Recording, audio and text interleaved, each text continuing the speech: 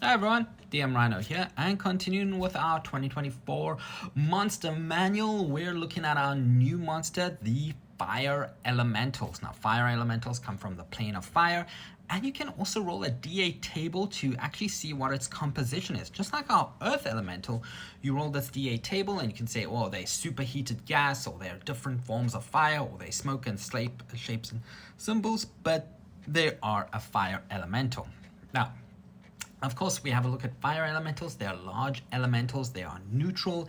They have an AC of 13, a +3 on initiative, and a health of 93 with a movement speed of 50. They are resistant to bludgeoning, piercing, and slashing, with immunities to fire, poison, exhausted, grappled, paralyzed, petrified, poisoned, prone, restrained, and unconscious, with dark vision of 60 feet, and they are a CR 5 creature.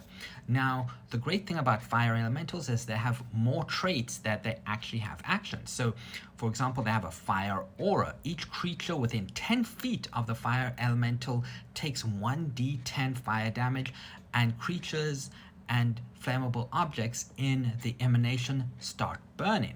Now they also have fire form, which means they can move through a narrow space with one inch thick without expressing extra movement. And if they enter another creature's space and stop there for the first time, the creature takes a 1d10 fire damage. So if they move into another creature's space, they're just causing more fire damage. They also have illumination, which means they shed bright light 30 feet and dim light another 30 feet, which makes sense because they're fire elementals.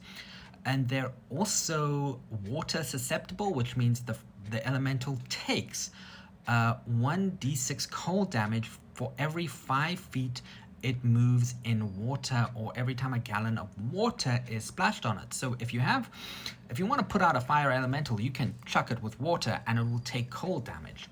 Now, fire elementals make a multi-attack. They can make 2 burning attacks, which they do a +6 to hit. It's a 5-foot range, and it does 2d6 plus 3 fire damage, and if the target or a flammable object starts to burn, so they're under the burning condition.